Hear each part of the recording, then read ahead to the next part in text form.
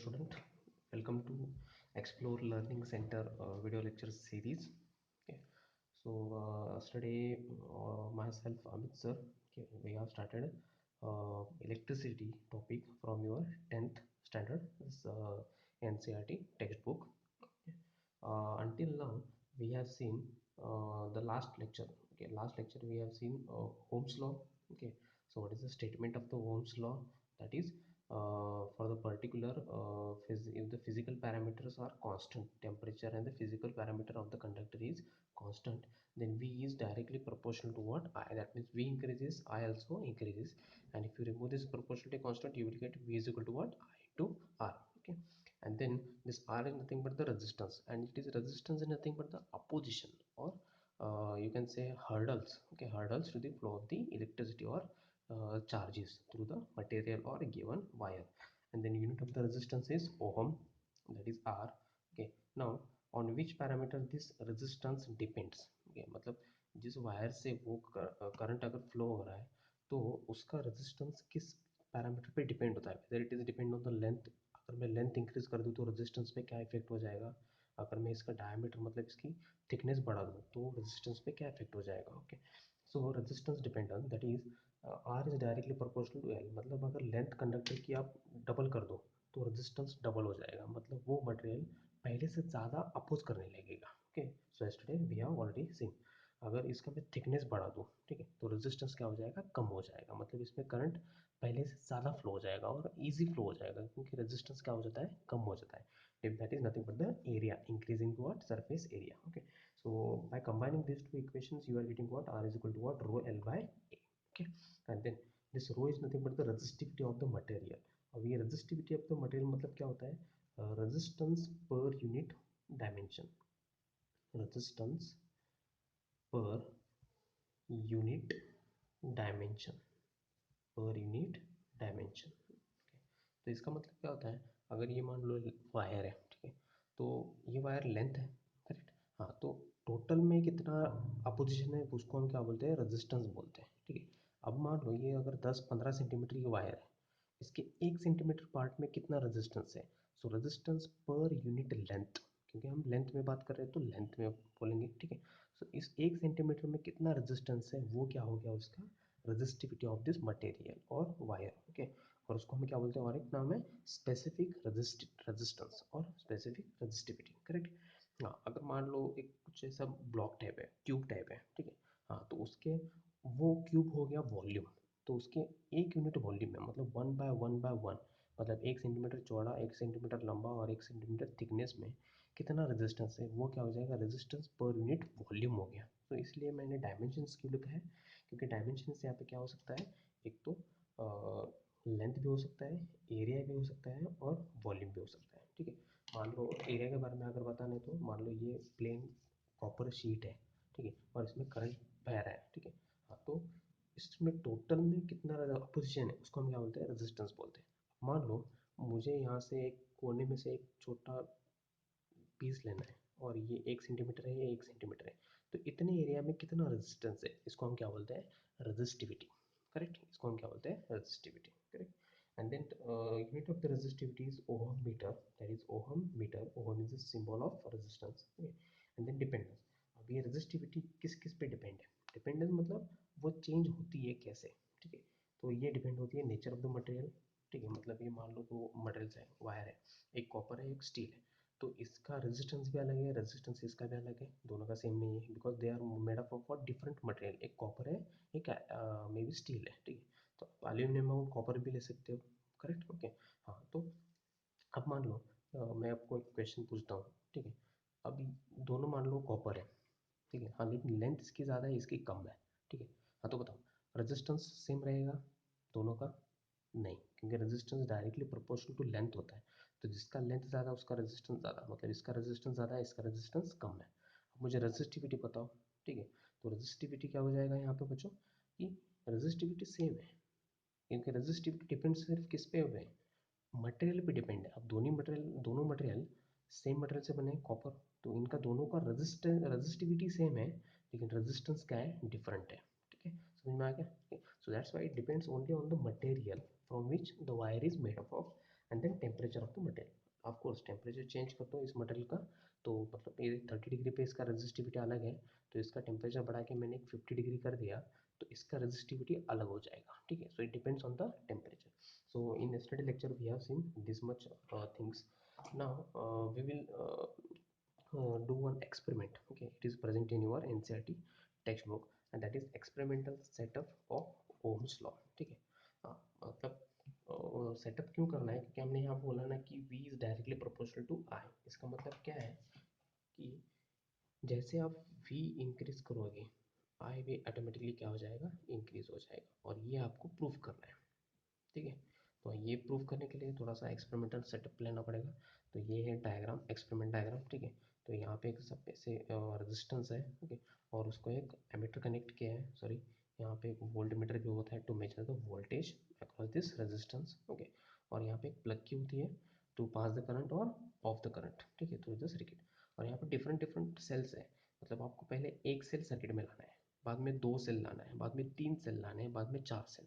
तो मतलब सेल को आप ऐड कर रहे हो, मतलब आप वोल्टेज बढ़ा रहे हो, तो इस एमीटर का रीडिंग भी क्या मिलेगा आपको, बढ़ते हुए मिलेगा, ठीक है। So first do the connection as per seen your circuit diagram, ठीक है।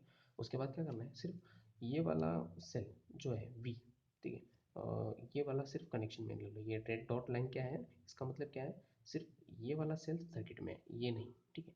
हाँ, तो ये अगर एक वोल्टेज है मान लो, ठीक है, उसके करस्पॉन्डिंग आपको एमीटर में करंट मेजर करना है।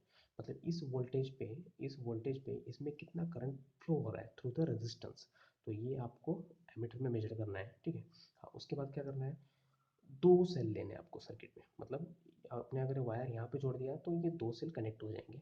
हाँ, तो आपने वोल्टेज बढ़ाया तो ऑटोमेटिकली ये एमीटर का रीडिंग भी क्या हो जाएगा, बढ़ेगा, ठीक है।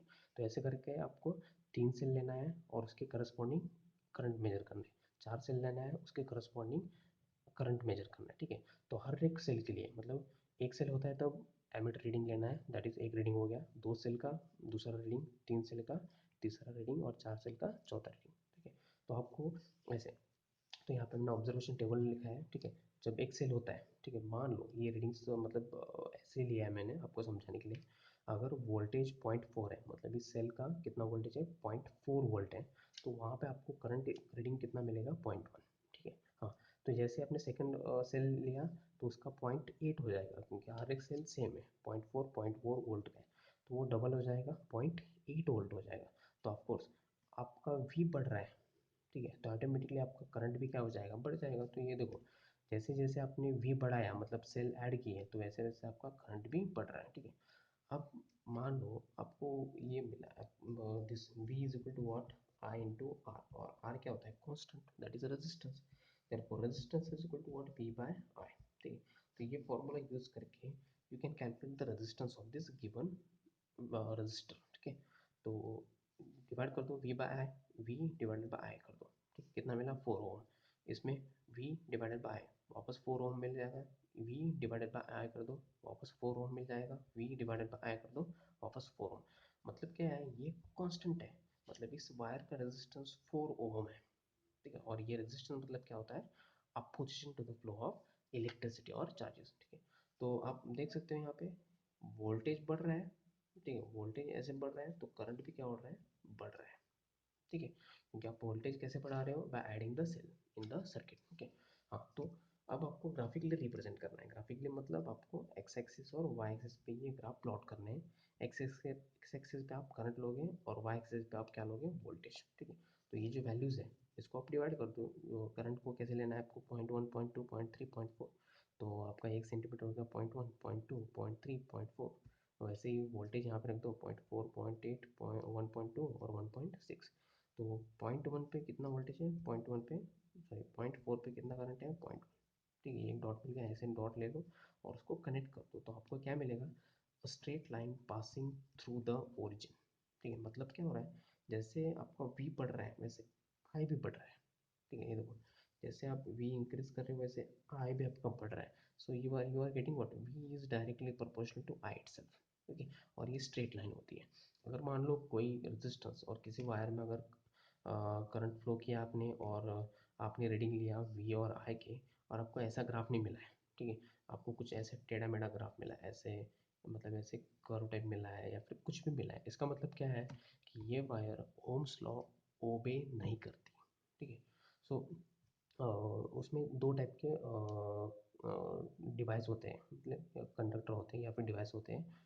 एक होता है ओहमिक डिवाइस और non ohmic device. Ohmic device मतलब जहाँ पे आपको ये स्ट्रेट लाइन मिलेगा वो ओहमिक डिवाइस है, मतलब ओम्स लॉ ओबे करते हैं, मानते हैं, ठीक है। अगर ये स्ट्रेट लाइन नहीं मिल रहा है तो वो कंडक्टर ओम्स लॉ ओबे नहीं करता, ठीक है। मतलब V is directly proportional to not I। V increase करोगे तो आपका I भी इंक्रीज नहीं होगा उसमें, ठीक है। So this is what all about the Ohm's law, okay. now we will try to see this one, ठीक है।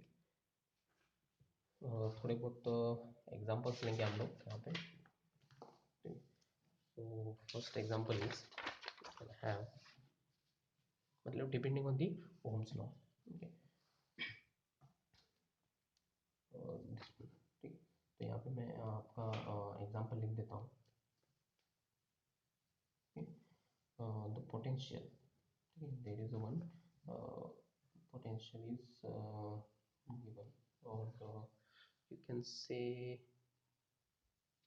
तो अब हम देखेंगे कि कॉम्बिनेशन ऑफ द रेजिस्टेंस, ठीक है। और कॉम्बिनेशन मतलब क्या, आपको कंबाइन करना है।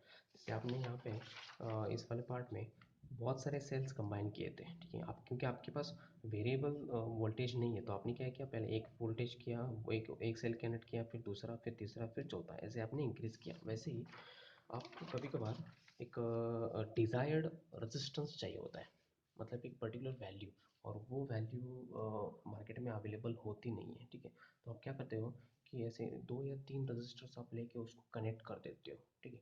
तो वो कनेक्टिंग मतलब क्या होता है, कॉम्बिनेशन ऑफ द रेजिस्टेंस। मतलब एक सर्किट में आपको अगर रेजिस्टेंस बढ़ाना है या फिर कम करना है, ठीक है, तो एक पर्टिकुलर वैल्यू चाहिए। मतलब समझो कि आपको एक रेजिस्टेंस चाहिए, मे बी 2 + 2 4, और मे बी 0.5 ओहम, ठीक है। हाँ, लेकिन 0.5 ओहम तो मार्केट में है, अवेलेबल है ही नहीं, ठीक है।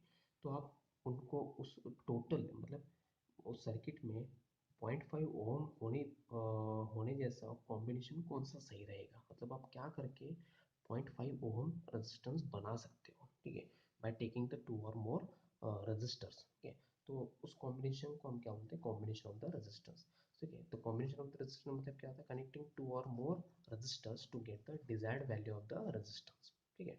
मतलब 10 ओम 10 ओम ऐसे तो वैल्यू आपको मिल जाएगी, लेकिन 1.5 ओम, 3.5 ओम या फिर उसके आसपास वैल्यू, ऐसा अगर रेजिस्टेंस आपको चाहिए किसी काम के लिए, तो वो कैसे लेना है, ठीक है। तो कॉम्बिनेशन दो तरीके के होते हैं, एक सीरीज में होता है, एक पैरेलल में होता है, ठीक है। तो सीरीज में मतलब क्या होता है, ऐसे एक रजिस्टर होता है, ठीक है, दूसरा रजिस्टर उसके एग्जैक्टली सीरीज में कनेक्ट किया जाता है। तो ये हो गया सीरीज रेजिस्टेंस R1, ये हो गया रेजिस्टेंस R2, और ये कनेक्शन किया है एक सोर्स पे वोल्टेज, मान लो ये वोल्टेज है, और ये प्लग की है, ठीक है। तो ऐसा ही इसका सर्किट बन गया, ठीक है। हाँ, तो ये पॉजिटिव है, नेगेटिव है, ठीक है। हाँ, तो यहाँ से करंट आई फ्लो हो रहा है, ठीक है। तो इसमें क्या होता है, करंट इस रेजिस्टेंस में और इस रेजिस्टेंस में, ठीक है, दोनों में करंट क्या होता है, सेम ही होता है। तो इसमें भी करंट आई फ्लो हो रहा है, ठीक है।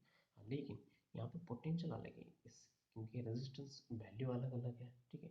तो ये टोटल, ठीक है, ये पोटेंशियल तो है ही, लेकिन ये टोटल पोटेंशियल इतना यहाँ पे इसके अक्रॉस V1 होता है, ठीक है, और इसके अक्रॉस V2 पोटेंशियल होता है। V1 V2 corresponds to what, resistance R1 and R2, correct, okay. हाँ, तो अब इसका इक्विवेलेंट एक सर्किट होता है, इक्विवेलेंट सर्किट।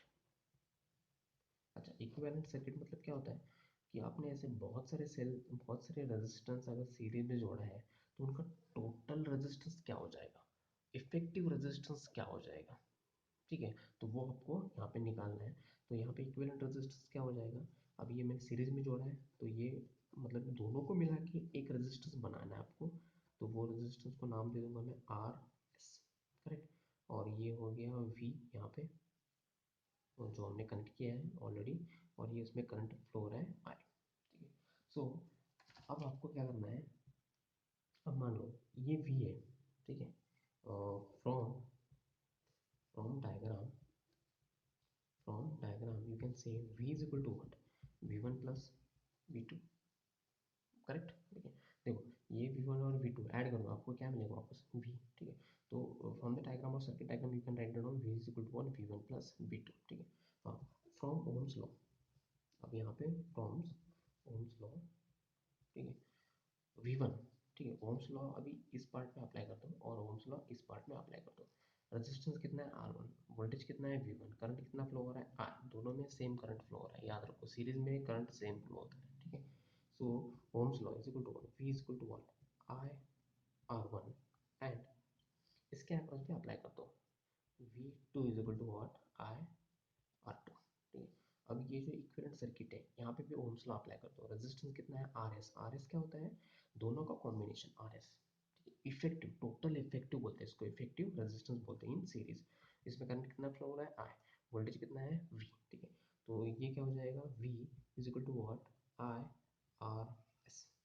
ठीक है, सो अब एक इक्वेशन वन के ले लो, देखो equation one become, equation one becomes, जो अपने वी लिखा है तो उसके आगे क्या लिख सकते हो आप, I R S is equal to what, V one की जगह आई आर वन, क्योंकि वी वन क्या होता है I R one plus V two क्या होता है आई आर टू। ठीक है, अब इसमें से आई आर एस ऐसे लिख दो, ये आई सेम है, यहाँ पे भी आई सेम है, बाहर ले लो, बचा क्या आर वन आर टू। ठीक है, तो I cancel, therefore effective resistance is nothing but R one plus R two. ठीक है, ये दो सेल, दो रेजिस्टेंस के लिए मान लो if n resistors, if n resistors connected in series, तो टोटल रेजिस्टेंस क्या हो जाएगा, R S is equal to what, R one plus R two plus R three plus so on up to what R. ठीक है, मतलब मान लो अगर ये 10 ओम है, ये 5 ओम है। ठीक है, तो टोटल इफेक्टिव इस टोटल सर्किट में रेजिस्टेंस कितना हो जाएगा, 10 प्लस 5 15 ओम, क्योंकि ये देखो आर एस आपको करना है, सिर्फ ऐड करना है। ठीक है, so this is what the effective resistance in the series combination. अब हम देखेंगे कि दूसरा एक कॉम्बिनेशन होता है पैरेलल, मतलब ऐसे जरूरी नहीं कि ये रेजिस्टेंस हमेशा ऐसे ही कनेक्ट किया जाए। ठीक है, मैं इनको ऊपर नीचे भी ऐसे कनेक्ट कर सकता हूँ ना, देखिए यहाँ पे। ठीक है, तो अब हम देखेंगे पैरेलल कॉम्बिनेशन कैसे होता है। ठीक है, so this one two one resistance R1 हो गया। ठीक है, और उसके अक्रॉस ही दूसरा रेजिस्टेंस ये हो गया आपका R2। सो ये R1 और ये R2 सेम, ये कनेक्शन कहाँ पे है, वोल्ट मीटर मतलब वोल्टेज है, बैटरी जो करंट फ्लो करवाती है, और प्लग की। ठीक है, करंट फ्लो हो रहा है I यहाँ पे। अब यहाँ पे जंक्शन है। ठीक है, तो यहाँ पे क्या हो जाता है, करंट स्प्लिट हो जाता है।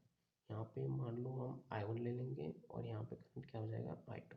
ठीक है, अब देखो यहाँ पे अगर पोटेंशियल बैटरी V है वोल्टेज, तो इसके अक्रॉस भी क्या हो जाएगा, ठीक है, सेम ही पोटेंशियल हो गया। यहाँ पे करंट सेम है, वोल्टेज अलग है, यहाँ पे क्या है, वोल्टेज सेम है लेकिन करंट क्या है, अलग अलग है। ठीक है, समझ में आ गया। ठीक है, तो ना वापस ये I1 यहाँ पे जाएगा, I2 यहाँ पे जाएगा, फिर I1 प्लस I2 हो जाएगा, वापस यहाँ पे आपको I मिलेगा। ठीक है, सो आप यहाँ पे देख सकते हैं diagram from diagram I is equal to what, I1 plus I2। समझ में आ गया, I is equal to what, I1 plus I2, क्योंकि I1 I से स्प्लिट हो चुके हैं I1 और I2, तो I1 I2 को कंबाइन कर दो, आपको क्या मिलेगा वापस I मिलेगा। ठीक है, so from Ohm's law, from Ohm's law, अब ओम्स लॉ R1 R2 और यहाँ पे भी आप इक्विवेलेंट सर्किट बना सकते हो। जैसे मान लो ये इक्विवेलेंट सर्किट है, तो ये V हो गया। ठीक है, और ये करंट I, अब यहाँ पे पैरेलल है तो मैं ले लूँगा RP। ठीक है, अब RP की वैल्यू निकालनी है आपको, जैसे आपने RS की वैल्यू निकाली है वैसे ही आपको RP की वैल्यू निकालनी है, करेक्ट। सो नेक्स्ट, ठीक है, सो फ्रॉम ओम्स लॉ, ठीक है, apply the Ohm's law across the R1, current क्या फ्लो हो रहा है I1 R1। ठीक है, पोटेंशियल कितना है V है। ठीक है, सो वहाँ पे क्या हो जाएगा, V is equal to what, I1 R1। ठीक है, तो इसको हमें I1 चाहिए ना, तो I1 मैं कैसे लिख सकता हूँ, I1 यहीं पे रहने दो, ये V बाय R1 हो जाएगा, correct. Next, apply the Ohm's law across the R2, so V is equal to what, I2 R2, ठीक है, तो वो क्या हो जाएगा, सिंप्लीफाई कर दो, I2 बिकम्स V R2, ठीक है। Same apply the Ohm's law across this equivalent circuit, मतलब आपको आरपी निकालना है ना, तो उसका क्या हो जाएगा, V is equal to what, I R P, ठीक है। तो यहाँ पे यहाँ से भी आई निकालो, I is equal to what, V by R P, ठीक है। तो इसको इक्वेशन 1 दे दो। सो फ्रॉम इक्वेशन 1, ठीक है, तो आई के बदले क्या लिखना है आपको, V divided by R P, ठीक है। V divided by R P is equal to what, I1 plus I two, I1 plus I two, तो I1 क्या हो जाएगा, V divided by R1 plus V divided by R2, ठीक है। तो इसमें से V कॉमन ले लो, इसमें से V कॉमन ले लो, मतलब V कैंसिल हो जाएगा, बचा क्या फिर, 1/RP is equal to what, 1/R1 plus 1/R2। तो ये हो गया आपका total effective resistance for the two resistors. मान लो for n resistors, for n resistors, for N resistors मतलब बहुत सारे, दो नहीं, तो कैसे लिख सकते हैं आप लोग, 1/R p is equal to what, 1/R1 plus 1/R2 plus 1/R3 plus so on 1/R, ठीक है। तो सिंपली क्या करना है आपको, डिवाइड करना है, ठीक है। तो this is what the combination of the resistance. तो ये कॉम्बिनेशन क्यों करना है आपको, ताकि आपको एक डिजायर्ड वैल्यू कभी कभार चाहिए होती है, वो मार्केट में उस वैल्यू का रेजिस्टेंस आपको मिलता नहीं, तब जाके आप क्या करते हो, एक तो कॉम्बिनेशन करते हो, या फिर सीरीज कॉम्बिनेशन करते हो, या फिर पैरेलल कॉम्बिनेशन करते हो to get the desired combination. कभी कभार क्या होता है, दोनों साथ में होते हैं, मतलब थोड़े रजिस्टर सीरीज में भी होते हैं, थोड़े रजिस्टर पैरेलल में भी होते हैं, तो उसको हम क्या बोलते हैं, मल्टी कॉम्बिनेशन बोलते हैं, मतलब दोनों उसमें होते हैं, ठीक है। सो सीरीज में क्या होता है, रेजिस्टेंस बढ़ता है क्योंकि आप सिंपली ऐड कर रहे हो ना, ठीक है। और सीरीज में क्या होता है, करंट सेम होता है, वोल्टेज अलग होता है, ठीक है। और पैरेलल में क्या होता है, वोल्टेज सेम होता है, करंट अलग अलग होता है। तो यहाँ पे I is equal to what, I1 plus I two करते हो, यहाँ पे V is equal to what, V1 plus V2 करते हो। सो अप्लाई तो ओम्स लॉ अप्लाई करके जो आपने ऐड किया है उसकी वैल्यू ले लो, आपको करेक्ट जो इक्विवेलेंट है, मतलब इक्विवेलेंट क्या होता है कि इन दोनों का मिला के इफेक्टिव क्या होता है, ठीक है। इक्विवेलेंट मतलब क्या है, दोनों का मिला के इफेक्टिव कितना, उसको हम क्या बोलते हैं, इक्विवेलेंट, और वही आपको निकालना होता है, ठीक है। अगर दो रेजिस्टेंस पैरेलल में है तो उनका इफेक्टिव कैसा आएगा, 1/R1 प्लस 1/R2, ठीक है। तो ये हो गया आपका parallel combination and series combination. तो इसके ऊपर थोड़े से एग्जांपल से वो हम नेक्स्ट लेक्चर में कल के नेक्स्ट वीडियो में हम देखेंगे ठीक से, ओके। तो जितना भी मैंने बताया आपको वो थोड़ा सा रिवाइज कर लो, पेन पेंसिल नोटबुक लेके थोड़ा सा लिखो, ट्राई करो, ऐसे ही सिर्फ वीडियो देखो मत देखो, ठीक है।